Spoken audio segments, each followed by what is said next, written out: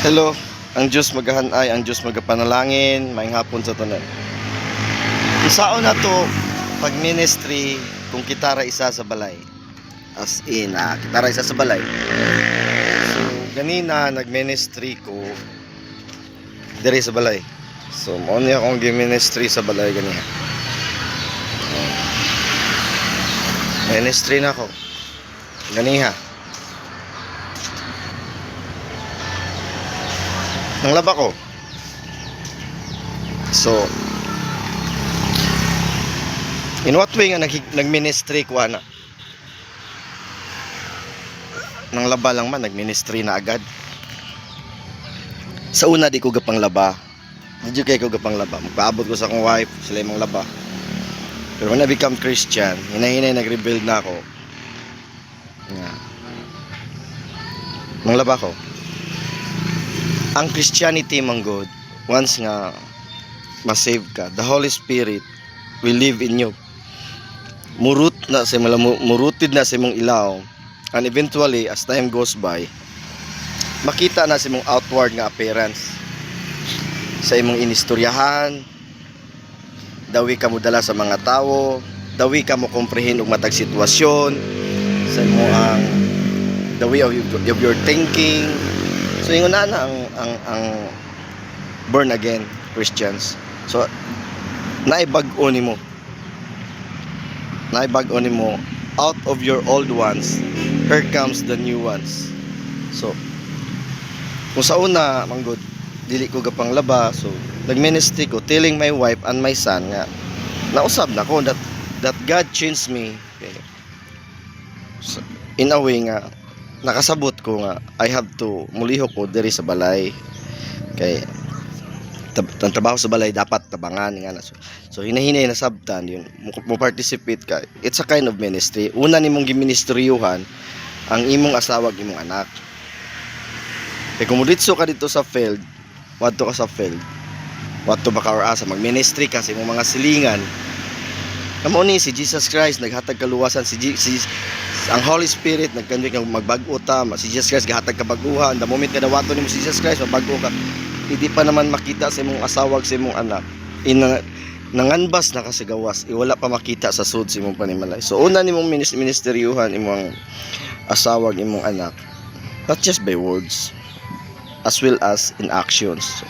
So actions nimo kay mostly mong good sa amo asawa na sa kong wife, ang lalisa na mo di man jud kwarta, dili kwarta, mostly lalisa na mo kanang sapatos nga isulod sa balay, kanang paghukas nimo isablay nimo imong salina sa bangko, kanang humagkaon dili takluban ang pagkaon, biyaan ng mga hugason sa banggira. Ingon na mo na mo ang lalisan cause na or conflict na mo. So nag-ministry ko that I've changed. I'm willing ko mo fix ana nga conflict na mo in a way that I'm a Christian, that I'm now willing to follow rules in the house.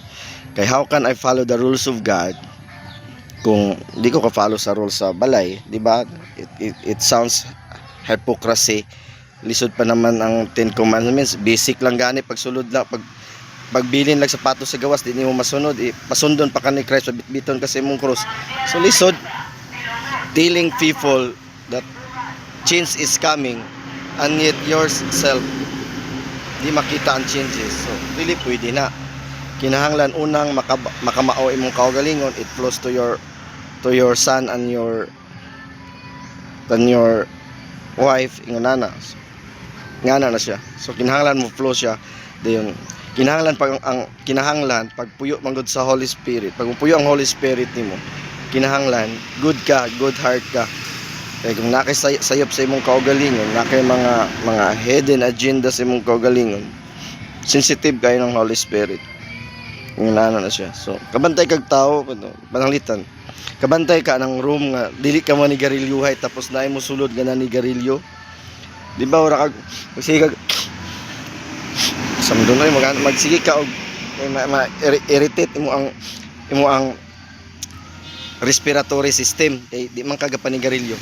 Ingana sa pang Holy Spirit, pag makabantay na siya nga naay hugaw sa imong kasing-kasing, sensitive sad na siya. Di kina siya ganahan tabi nimo, di kina siya mo convict nimo, di man align imong kasing-kasing niya.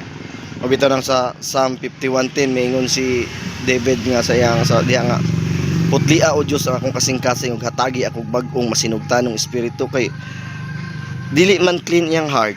So the spirit now di na kaayo gasunod kaniya. So di na kay masinugtanon niya, dili na avoid ang iyang spirit ug saya ang discussion kay God, dili na ga-intervene, di na ga-bridge ang Holy Spirit niya because iyang heart is dili limpyo. So he want to cleanse his heart, to purify his heart, so that the Holy Spirit will be healthy and comfortable to live ingon ana ang mahitabo. So di na to i-grieve ang Holy Spirit kay kung mag-grieve siya, less ang talking niya nato, less ang conviction. So possible mulid na siya og wrong way nato nga di ta kabantay nga nanata sa other path, dili right path to salvation, other path towards the world, kalibutano na kagbali. So careful ta, magministry ta sugod sa atong asawa sa atong anak.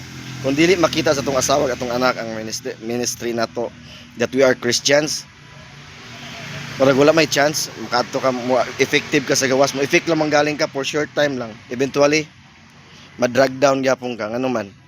It's your own, dili by God. Kay kung ikaw ra man mag-ministry diya nga wala di ang Holy Spirit, dili mo lasog dugay. So I hope it makes sense. God bless. To God be the glory.